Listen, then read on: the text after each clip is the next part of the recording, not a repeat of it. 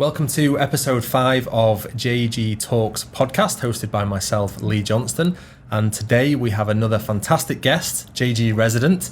We have Dr. Corrie Block. Hi. Corrie, thank you very much for joining me. My pleasure. Pleased to have you on. I know we've been trying to get this together for a little while now. It's true, yeah, but our schedules are impossible. So. Busy schedule, yeah. So no, really appreciate you being here. And what's interesting about this one is this is actually the first time we've met face to face today. Yeah, it's true. Yeah. And although I figure the whole JGE thing really appeals to me because there's nobody I've met in JGE that I don't like. Yeah, there you go. Well, that's it. That's what it's about. So it's about bringing all those people in. And, but it's, normally I've either had a relationship or know these people, so it's good because we can have a very good chat today. And there's lots that I'm looking forward to hearing and learning. And so I'll give you a brief introduction, and I'll try and do it justice. So you are executive coach, author, TEDx and keynote speaker, certified master neuroplastician. That's correct. Did I say that right? Yeah. And organizational psychologist. Yes. And JGE resident. Look, don't try. That's correct. Yes. And JGE resident at the top. Yes. My LinkedIn profile is terrible. It's a week long, and most of the time when people read it, they don't ask me, why do you do all of these things? Because I've collected a number of postgraduate degrees. I've written dozens of articles and a number of books, and I do a lot. Yes. Right? Like I do a lot. Yeah. But most people ask me not why, but how. Yeah. Like how. Well, we're going to get into that because when I looked at that profile, I was like, wow, no wonder we've had, there's been a struggle to get here. I know it's been my fault as well, but you are busy. Look, there are very few people in JGE that know me and where I live and who I am. I've kind of flown under the radar until now, and so this is okay. Here we go. So we're going to bring you out into the JGE world. So as we always do with the guests, we generally take it back to the start about your move to Dubai. Now we touched on before you're originally from Canada. That's correct. And when did you arrive in Dubai, and what brought you here to start with? The real story? Yes, please. I was living in Yemen actually. Okay. So I moved out of Canada in 1998. Yeah. I lived 8 years in Estonia, started my first 5 companies there, exited those, moved to Yemen. I was there for 5 years with my family. I wanted to raise my kids in a place where there was abject poverty and they would be treated as immigrants, and I wanted them to have a different kind of view of the world. Wow. I'm Canadian, upper middle class. I've been privileged my whole life, and so to give my kids 5 years as immigrants as a part of their formative years, that was a huge gift. Plus, it was really fun. Yeah, I can imagine. But then Al Qaeda killed one of my employees, and that made it less fun. Okay. And I found out that there was a hit list they had, and I was on it. Wow. And that ended my time in Yemen. So I moved here because I had started a company with a Yemeni friend of mine here in Dubai, and I just said, we'll move here. Just stay here for a couple of months. And those couple of months have now been 12 years. So, it just never became safe enough to move back because, they're invisible and I glow in the dark. Yeah. So it was, to some extent, the draw of safety, right? Yeah. No, potentially brought you here. And honestly, that's probably what keeps me here. Not that I'm not risk averse at all. I'm the kind of person that would learn to skydive for fun, and I raise my kids in Yemen. But every time I travel, and I travel a lot, right? Like I'm traveling 100 days a year, easy. Okay. Everywhere I go, I love Dubai more. Yeah. And I just love coming back. It's so safe, it's clean, the infrastructure is amazing, the government is fast. Like everything about living here is it's a positive for me, and I have no plans to leave. Amazing. Yeah. I'm going to have to go back to this point. It wasn't on any subjects I expected to talk about today, but being on a hit list for a terrorist organization, that's a pretty scary feeling, right? It's not going to be on my LinkedIn, okay, right? But it's great at a cocktail party. It makes good conversation at Crafty Fox on a Friday absolutely. Night. But it was really scary. It was a very, very difficult week. And just the practical things you would never consider, like trying to find someone to prepare the body and moving his family out, that took 5 days to get all of that logistics done. And then eventually nobody wanted to carry the casket onto the plane. So myself and one other Canadian guy that was there, we ended up carrying his body onto the plane. My family left on the same plane that he left on. And that was it. Yeah, it was very, very scary week, but and then it was a case of once you just had to get out as quickly as possible. We left everything there. I ended up going back a few months later to pack up the house. We shipped everything from there to Dubai on truck. So I did end up going back, and I still have amazing relationships in Yemen. A lot of my Yemeni friends, they've moved from Yemen either to Dubai or to London. So I see a number of them regularly here in Dubai. Sometimes in London, we played backgammon and smoke shisha and talk about the old days in Thais. The good days. Wow. Yeah. Amazing. So bringing it back to Dubai and then obviously eventually getting here. Yeah. From a work aspect, business aspect, what did you start with here in Dubai? Because there is a big list on LinkedIn. So what was keeping you busy when you got to Dubai? No, I started a company with a friend of mine, FMCG. We did product development and logistics for FMCG. Then I moved from that back into strategy consulting, which is kind of where I got my start after my entrepreneurship.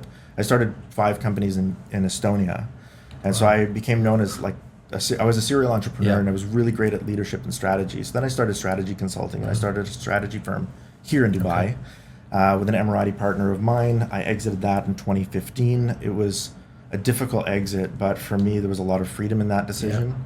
And I, since then, I was doing independent strategy consulting for different companies and pivoted into coaching. And the coaching pivot actually started in Yemen with one of my Yemeni friends, who was my neighbor actually. He says, I was doing strategy work for their company and leadership development training for their company. And I had all of their executives in these leadership training programs. And he comes to me, in a private moment, and he says, Corey, I need to know how you do that. And I said, do what? He said, I want you to teach me how to talk to my people the way that you talk to my people. Powerful. And I was like, wow, okay. So I hadn't considered that. Yeah. Right. I've been devouring leadership books since the 90s, right? Like Max Dupree and John Maxwell and John Cotter. Like I've devoured all of those gurus. Everything they've ever written, I've read. And so that's sort of how I got what I needed from my mentors, both in book and in person. And then so spending one-on-one time with chairman of the board and owners of companies and CEOs on their request. That's how I got into coaching. It wasn't a pivot that I made. It was a pivot that was requested by my clients. And actually it turned out to be an amazing thing because I feel like I'm better at coaching than I ever was at anything else. It's so life-giving. Amazing. And it sounds like it was almost very natural. You kind of were doing it without knowing you were doing it, perhaps, or not intentionally coaching with everything you'd learned. It was quite a natural 100% thing that you were doing and noticed by other people. It was the same for my coaches when I was in my 20s, right? Like I started out in Estonia in 1998, and back then it was post-Soviet, pre-technocrat, so none of the cool Estonian stuff had been invented yet. There was no Skype. There was no the medical card, the ID cards, all the stuff that Estonia's got their name on. None of that existed, right? There was no supermarkets. So for me, doing business, like we were poor. My wife and I were poor. We ate potatoes for like a year because we couldn't afford meat, and everything was just going back into the company. Yeah. So, but really, what saved me, and the reason why I love doing entrepreneurial coaching now, is because I had great mentors. Yes. And back then, we didn't call them coaches. It wasn't an industry then. It was just guys that I bribed with lunch to come and sit with me.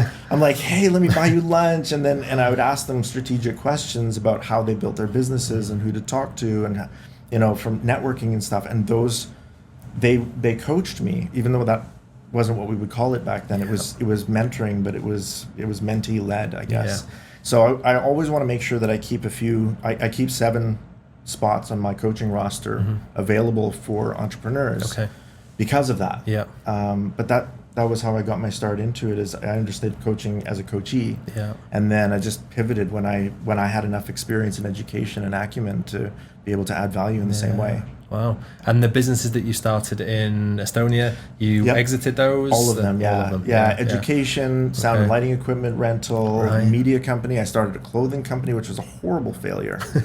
But a good experience. Yeah, it flopped immediately. I had the Midas myth syndrome, right? Like I looked, everything I touched turned to gold or people, and I was just arrogant.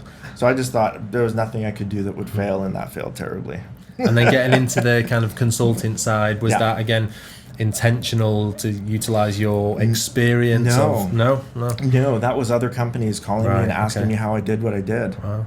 Yeah, I was like, hey, can you show us how you did that? Can you show us how? And I didn't really have language for that. So it was actually a lot of my mentors at that time. I would have been maybe 25, 26 when they started saying, you need to go back to school. And I had dropped out of college, right? I still don't have a bachelor's degree. So my mentors were like, you got to go back to school. You need the academic language to help tell other people how you were successful at what you did. And I was like, okay, that made sense to me. Yeah. So I completed then my first master's was in global leadership, second master's in business administration, and then I just kept going because I really loved the academics of it. It turned out to be a hobby, right? I don't watch football and I don't collect cars. I read, I write journal articles, and every once in a while I publish a book or get a degree. But yeah, it was them. It was responding to my coaches that made me really, really successful. And that led me into strategy. So I was consulting for the World Bank by the age of 28. Wow. It's a good role to have at that age. It was good fun. Yeah, I was completely out of place. I wrote part of that story actually in my book, Love at Work. But they had called me, one of the SVPs of World Bank had called me and asked if I would consult on an education and leadership panel in Sarajevo. And I had to look up where Sarajevo was. I really didn't understand where it was on the map, but I flew out there. This was after the war, and the whole city looked like Swiss cheese, and the World Bank was pumping money into it. And part of that was this leadership forum. I had a red mohawk at the time. I was wearing a hoodie and jeans and skate shoes, and I was completely out of place. I felt completely out of place, but they were actually really very welcoming, and it was the leaders in the organization that were like, no, come sit with me, we've heard about what you did, we want to know how you did it, we want to learn. And so I was completely out of place and welcomed into a room I had no business being in. So we touched on the executive coaching side of things. I'd like to get into a little bit more detail on that, because I personally think it's a very interesting, I suppose, subject and very important aspect of a lot of people's lives and careers. So from your perspective, what does executive coaching mean, or what does it look like? Thank you for asking. Look, just because you're a coach doesn't mean you're an executive coach, right? Just because you can coach football doesn't mean you can coach Olympic football. If you put an amateur coach in front of an Olympic athlete, they're not going to derive value. And this is one of the big challenges in the executive coaching industry, especially here in Dubai. It's not regulated. So myself, Marshall Goldsmith, Mark C. Thompson, we're working on definitions for executive coaching that we're hoping will be regulated, as they've started to do in Saudi as well. Because the industry is so tumultuous like this, you can throw a rock and hit a coach in Dubai, right? But finding a coach that has the acumen to coach at the highest level is the same as trying to find a coach that can coach an Olympic athlete. There's no methodology for it. There's no best practice book. You have to have a warehouse of tools, not a roadmap to success. So if any coach approaches, say, I've got 7 steps to success, or I've got this roadmap, I've got this diagram to follow, or I've got this coaching certification that says that I can coach anybody in anything, I think it's a terrible disservice to the executives. So what we're finding is that more and more executives are realizing that executive coaching is a differentiator for success. The majority of the FTSE 100 CXOs and Fortune 500 CXOs all have coaches, right? That's how they got there. That's how they stay there. That's Olympic athletes all have Olympic coaches, right? But their coaches at the Olympic level don't go online and get a certificate. They've got 25 years of athletics, physiology, a lot of pre-med, a lot of experience as PTs, a lot of experience in strategy.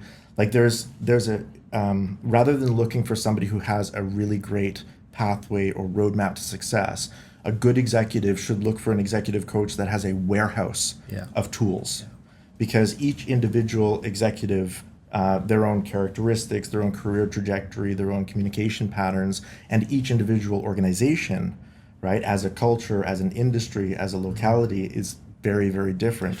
So at the executive level, coaching is very different than it is at the mid-management level.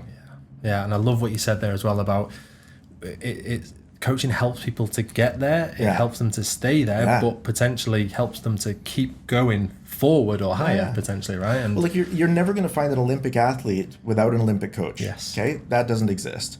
And you're never going to find an Olympic coach that asks their athlete, what do you think you should be doing today? What haven't you tried? Tell me about all of the exercises that you haven't tried. No, can I swear? Yeah, why not? That's bullshit coaching. Might be the first one on the podcast, so let's go for it. That's bullshit coaching, okay? At a medium level, amateur, regional athletic level, you can say, hey, what haven't you tried? Let's do that.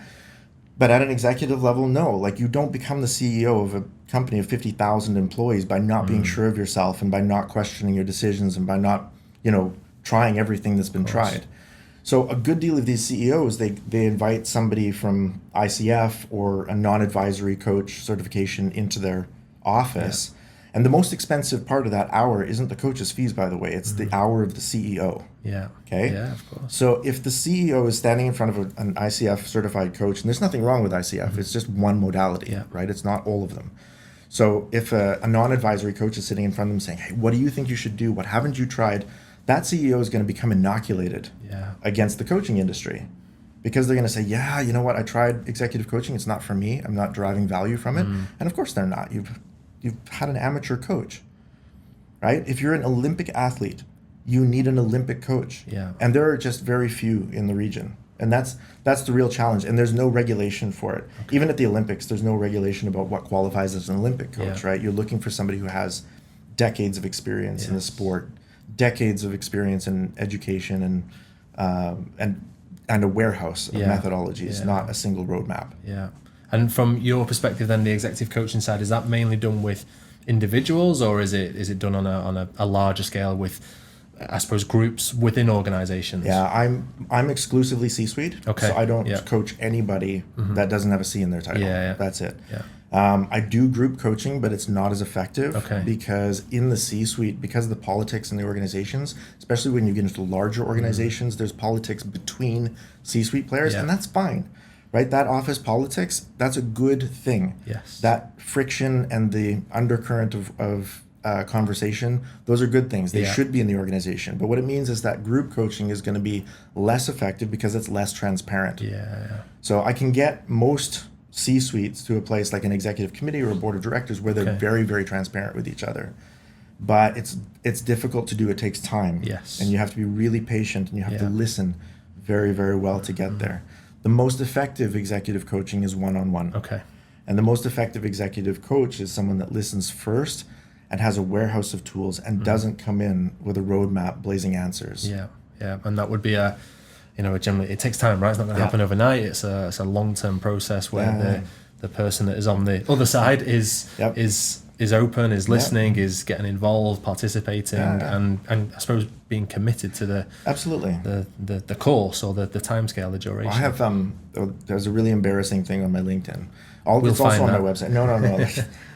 Okay, so I'm widely regarded to be the number one executive coach in the UAE. Although I will tell you right now, I have no criteria by which I would ever make that claim. Yeah. It wasn't me. It was Forbes, CIPD, SHRM, ATD, and a couple of other organizations that said that, which is fine. Yeah. I don't even really know the criteria by which they would say that, but my marketing team loves it. Yeah.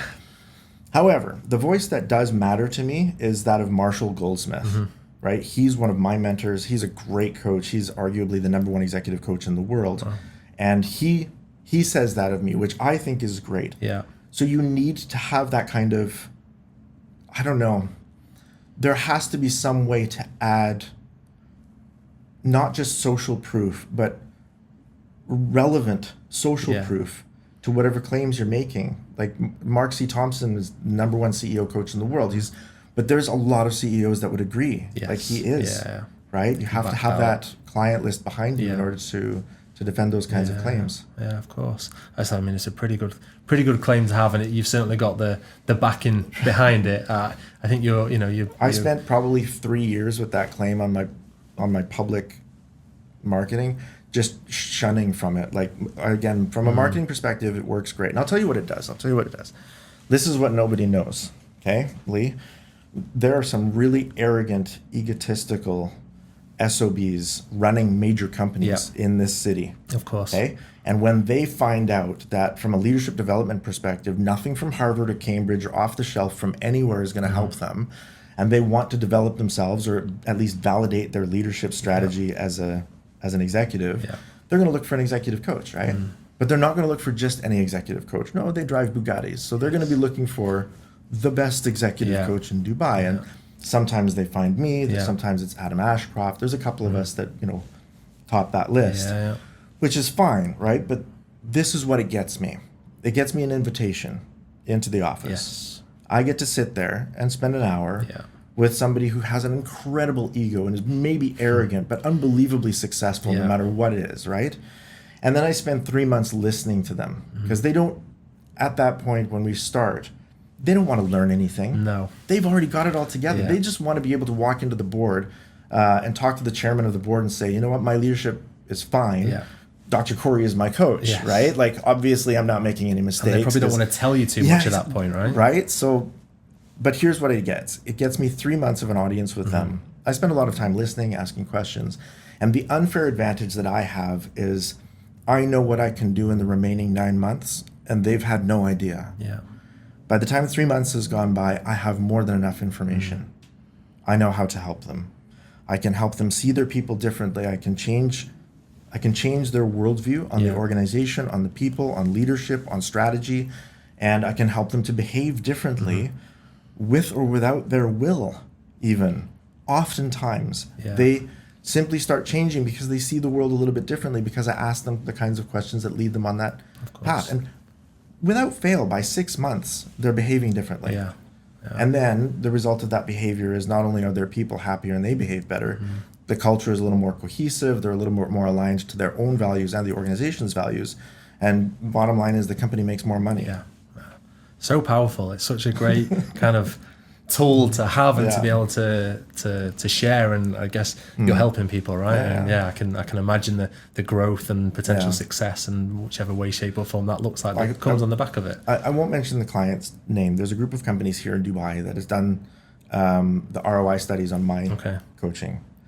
And at an executive level, I have 4 of their CEOs and a couple of other C-suiters, and the ROI is over 70x on all of them, average. And that's because I don't. That's the difference between coaching and executive coaching, and that's the difference between athletic coaching and Olympic coaching, right? You can't just take someone with the stamp and say that they're qualified. It's not like that.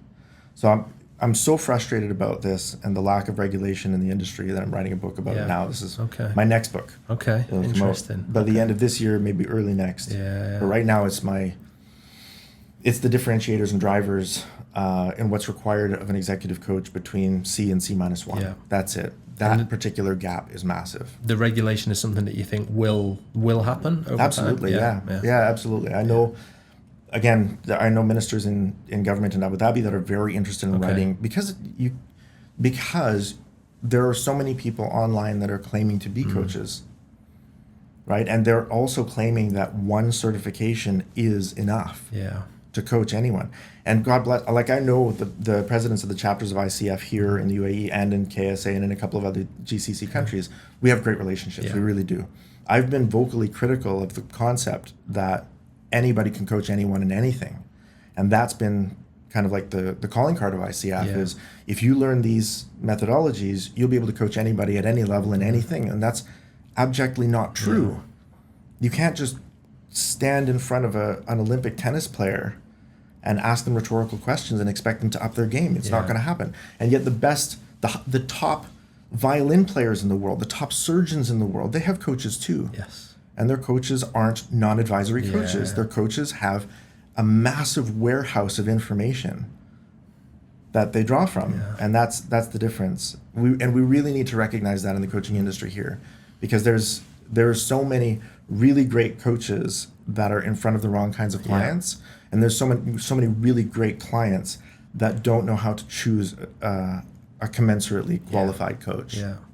It's you could really go down a rabbit hole, I guess, with this, because there's so many people wanting the coaching out here. There's so many hugely successful or potentially successful people as that are wanting it and maybe haven't found it or not able to find and arguably to do with the regulation. It's also very interesting. I think I see it in our industry, in the industry of real estate. Regulation is something, again, it's also needs to be improved in my opinion, and I think that's an opinion shared by a lot of people. And it would make the world a better place. So I think, look, it's a sign of Dubai and the UAE, whether it's real estate, coaching. There's a lot of industries that we could talk about regulation, 100%. And they are 100%. Getting better. And I believe in a year, 2 years, 5 years, the place will be a lot more regulated in the right way as well. So yeah, it's an interesting subject for sure. I think for now we just take the shorthand that the same is true in executive coaching as it is in golfing. Yes, every golfer will improve with coaching, but every golfer will improve only with a commensurate level coach. Yes. Yeah. That's another rabbit hole, the golf. But anyway, we won't get into that one for now. You touched on it before. It was a point I wanted to look at, and we've got 3 books in front of us, which hopefully people can see, but we will make it clear. And you've very kindly given me some books today, so thank you very much. So an author, and you mentioned it before as well, that it's kind of a hobby. Is it you literally just enjoy, you can get into a space where you just end up writing, maybe not in a day where you write a book, or is it you have to really set your mind and it becomes a task where you go, right, do a book? All of my books are the result of my irritation with the world. Okay. I think something should be better. Good way to do it. Yeah, right? Like I become irritated about something and then I write a book. Yeah. But it can take anywhere from a couple of hundred to a few thousand hours to write a book. Wow. Like Love at Work, it quickly became Amazon Global's #1 bestseller in management, and that's, I think, partly due to the fact that I just put so much time into it. But yeah, my books are all a product of my frustration with the world. I think the world should be more loving, and it didn't make sense to me that the highest potential quality of relationship we have between two humans is intentionally exiled from the place where we spend the most time with other humans. Like that's not meaningful to me. Good point. Yeah, so I started asking around, and look, I read a dozen books a year on empathy and leadership and shared values in organizations and trust and psychological safety, but I'm not reading any books on the highest form of any of those things, which is love, right? We as humans, we've developed over the last million years of evolutionary psychology a shortcut. Yeah. A shortcut for I will trust you by default. I will provide for you and protect you when you're not looking. I've got your back. Go ahead, go on vacation. I'm going to watch your house. I'm your neighbor, right? That we call that love. And that's what we've kicked out of the office. And it's completely inefficient. Yeah. And we are losing so much profitability because of it. So that didn't make sense to me. I've actually not met Simon Sinek. I would love to meet him. He's a guru of mine on empathy, but I want him. He might be listening to the podcast. Maybe, so you never maybe know. He'll listen to the podcast. Maybe he'll move to JGE at some point and be neighbors. I think Simon Sinek should have written this book. I think he would have done a much better job of it than I did. But he should have written it. It's the highest form of empathy is love. And Amy Edmondson is an amazing researcher I think she's in Harvard now, and I think she's the best thinker in the world on psychological safety in organizations. She should have written this book. She would have done a better job of that. And Stephen M. R. Covey, the author of Trust and Inspire, he's the world's best guru on trust. And I think he's a good friend of mine now. Yeah. I think he would have done a better job of writing this book than I did, but I was looking around for the book on Love at Work. I couldn't find it, so I wrote it. Yeah. And for better or worse, other people want to talk about it. I'm sure you're doing yourself a disservice. I'm sure, and I will have a read now that you very kindly shared that with me. I mean, clearly to get where it is there's got to be some really good content in there. I'm sure. I don't need fame from the book, and I don't need money from the book, right? So anybody from JGE, anybody who's resident owner in JGE would like a signed copy of my book for free. Yeah. Just let me know. Reach out to me, reach out to Lee, just say, here's where I live. I'll drop it off at your house on my way home sometime. I was going to say that'll be me and you going around on a golf buggy dropping books off across JGE. No, it might take me a day or so if like 100 people request the book. But honestly, to me, I don't. I would love more people talking about this, because I think this is a return to humanity in organizations. That corrects the whole human resources, human as resource, human as capital way of viewing organizational dynamics and organizational psychology. I think we're humans, not resources. And if we start treating each other like humans and not resources, we can get to a place where our default behavior is unbelievably profoundly loyal and trusting and giving and loving and sharing. And wouldn't you make more money if that was the case in your organization? Okay. Absolutely. Yes. Yeah.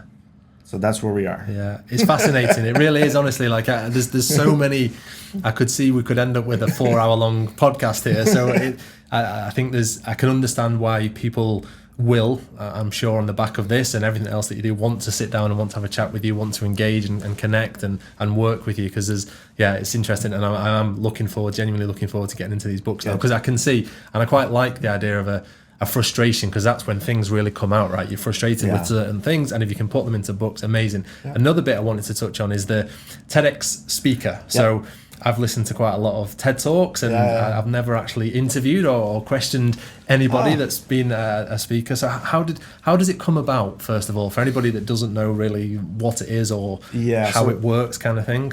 TED started maybe 20 years ago, and it was just a platform for thinkers to get up. You have 18 minutes maximum to say whatever is on your mind.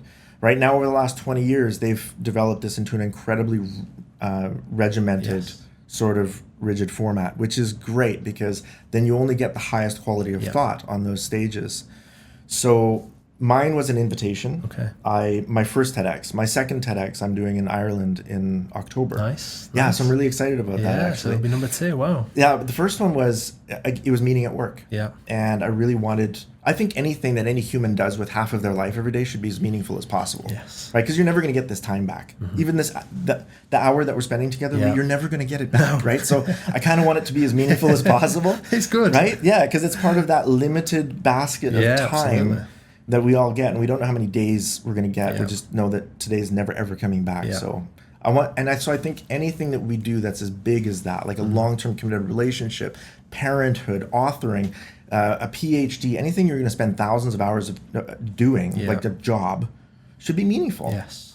And so I've figured out some really, really great ways to help employees, managers, and executives find meaning in the work they're already doing without changing jobs, and without adding any carrots or sticks to the employment contract, right? No more KPIs, no more. If you use carrots and sticks to motivate your employees, you're just going to turn them into donkeys, because that's what happens.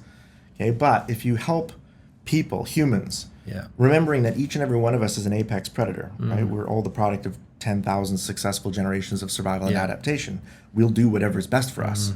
So if we're aligned with what we're doing as an economic tribe, because it's best for us, we'll perform better. And the stats on this, the science behind this, is absolutely clear. So a lot of that I went into in my first TEDx, which has now, I think I checked it yesterday, it's just over 200,000 views, slowly climbing, which is great. I posted it just in January. And then my second TEDx is going to be in October, and that's going to be about love at work. So that's, you're not allowed to advertise any of your services or your products. I'm not promoting the book, but I am promoting the idea that we can have loving, platonic relationships at work, and it's profitable. So that's what it is. But basically TEDx is just an interview process. You submit your idea, and then they help you to shape a talk. You deliver it, they edit it, and then it goes on the channel, and you hope for the best. That's another great string to the bow, right? I mean, some of the names as well that you've shared the stage with, I suppose, so to speak. Some huge names that have done that, and again, to go and do another one is an honor, I guess, right? And to do that, so it's definitely one to watch out for. And I think again, the topic and what you're saying about the meaning at work, because I think it is a challenge for a lot of people. And again, one thing you said is about being able to stay in the same job. I think probably a lot of people often think, well, I need to change jobs to get that meaning, and maybe sometimes the meaning is just right in front of them. They haven't had a way to find it. That's correct. So there really is a lot of interesting stuff. We will move on a little bit to JGE. So Jumeirah Golf Estates resident yourself for 3 years now? 3 years. 3 years. Okay. And did you know about JGE when you came to Dubai? Did you stumble upon it? 100% my wife. Okay. Yeah, she's got way better taste than I do in pretty much everything. And so, like I said, I didn't want to live in a large place. And she didn't want to live in a high rise. So I was like, we'll move to the ground. You choose anywhere you want, any house, just like 3-bedroom plus maids. That's it. That's the maximum configuration you're allowed. And so we moved into JLL and have loved it ever since. And was it purely the property that attracted her, or then you? Was it for her? She went up there and saw the community. It was location. Okay, interesting. I bought it sight unseen. Like I told her, just choose a house, sign on it. It's fine. I trust you. Nice. So she walked in.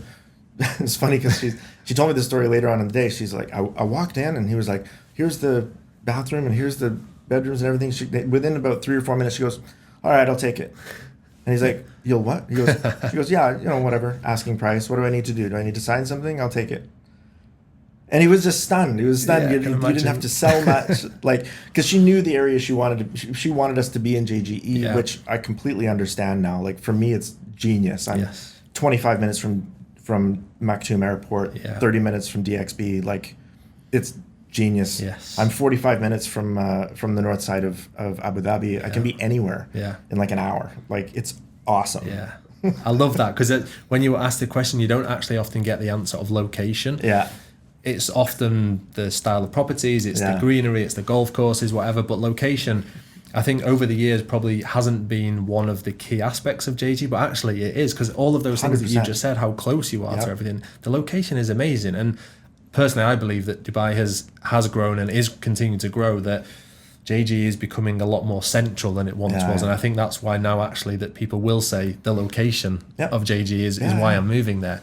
And we know a lot of people, and you're probably the same, that they don't leave for weeks because they don't need to. Everything is there. It's true. It's like, I have to especially leave during JG. golf, like during Dubai Cup, like we just kind of lock ourselves in the house. We park our cars. We're not leaving. Like there's no way. We just walk up and down to the. This is it, and it's it. And are you a golfer yourself? I don't. I'm so sorry. Look, all of my neighbors have been pressuring me, and there's a lot of peer pressure in my neighborhood to start with golf. And I can swing a club, and I've done a few rounds around the links. It just doesn't appeal to me. Okay.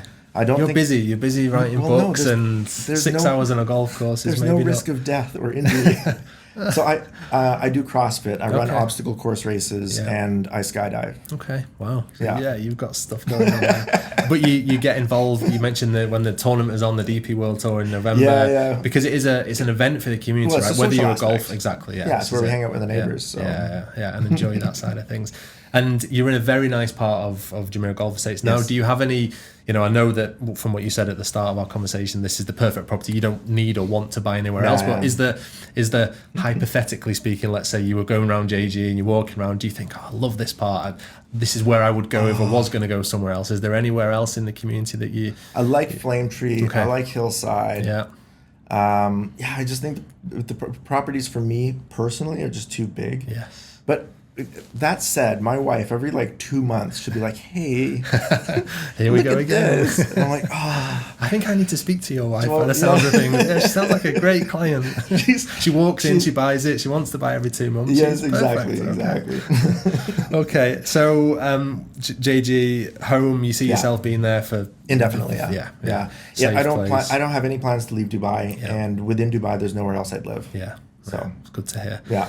and what's next for you? Again, it sounds like you've got a lot going on. You've been traveling. You've got TED #2 coming up as well. Yeah. So, but from a work business perspective, are there any kind of big milestones that are coming up next? What can we be looking out for? I'm writing 2 books concurrently. Okay. One will be finished by the end of this year. Nice. Another will be finished next year. Okay.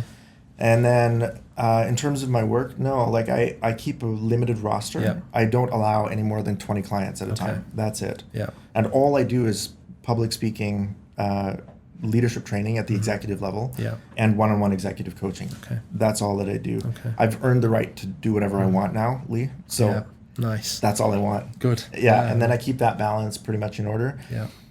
It's interesting because when you get to the place where you can decide to do with your days whatever you want, and then you realize that retirement just does not appeal to you at all. Yeah. Okay, so I actually take about 10 weeks of vacation a year, and I have full freedom of time. Yeah. So, and I can go anywhere. Yeah. So it's actually about 10, but 8 of those weeks, I'll be honest with you, is with my laptop.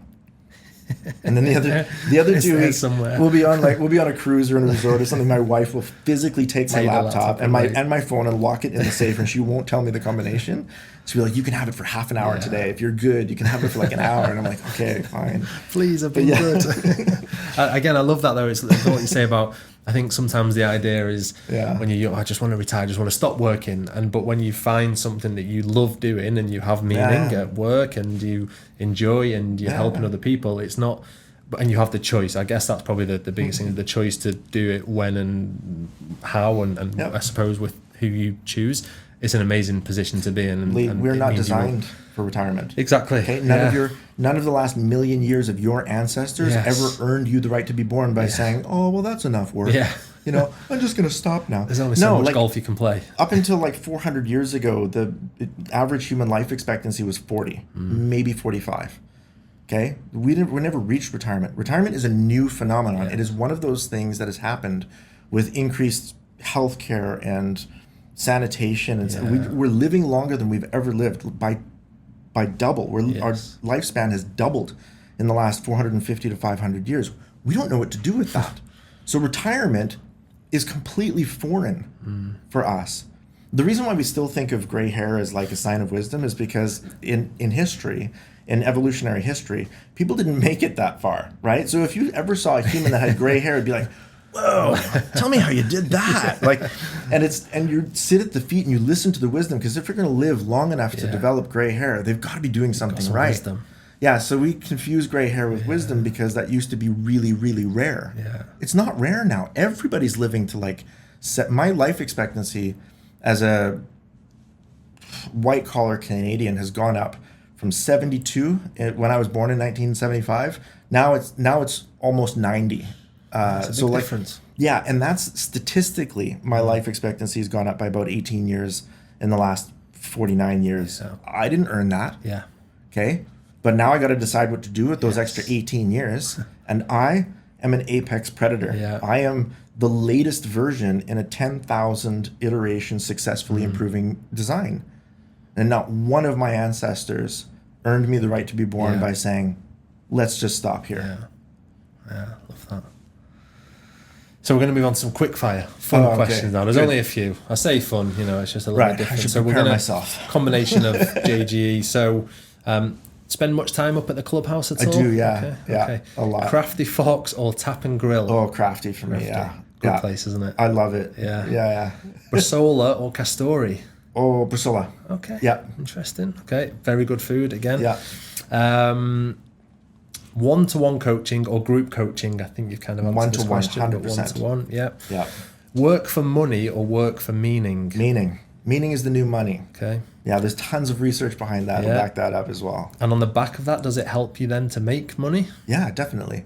Yeah. Do you want science? Yeah. Okay, why not? So BetterUp did a study a few years ago. They found out that 90% of employees will work for 23% less if they're working in a job that they find meaningful and they're connected to it. Okay. Now, they're willing to work for less, but statistically speaking, we pay them more. Yeah. Those same employees in that same study, they get more opportunities for raises, more opportunities for advancements. Why?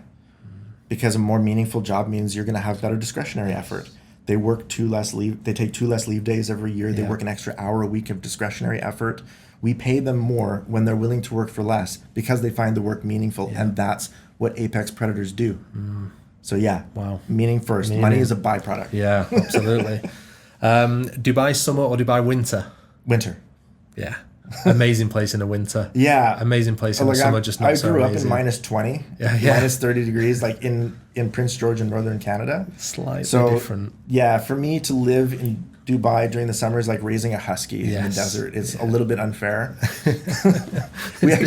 We got just like 3 weeks ago, we bought a hot tub. Okay. And put it with a chiller. Yeah. Right? So it's a chill tub, right? So nice. now it's a nice 26 degrees in the back seat or in the backyard, and I go out and I sit in the chill tub, and it can be 45 degrees outside. You need that.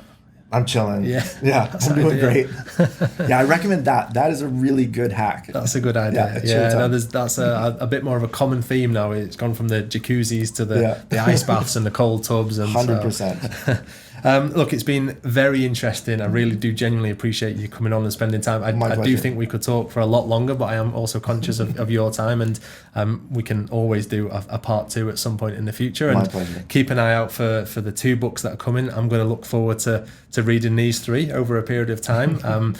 People want to connect with you. Where is the best place for them to do that? My website, corrieblock.com. LinkedIn is always fine. We'll share these links as well. Yeah, absolutely. I'm not difficult to find. Fine. Okay. And if you're living in JGE, you're my neighbor, so I'll just give you my WhatsApp number. Perfect. And we will be handing out books across JGE anytime soon. Honestly, the offer is there's no strings attached. I don't need your contact information. I don't want to follow up with you. Okay? You want to read a book about love at work and the final frontier of empathy and leadership? I will give it to you. Amazing. And then walk away. Fantastic. So a JGE residence offer on the JGE Talks podcast. Thank you very much. My pleasure. We will make sure that gets out, and hopefully between us we can distribute a few books. I definitely know some people, contacts of mine that will be interested, and I'll enjoy it. So thank you very much again. It's been a really really good talking to you, really interesting, and yeah, I'm looking forward to talking again. So thank you very much for joining us. Thank you.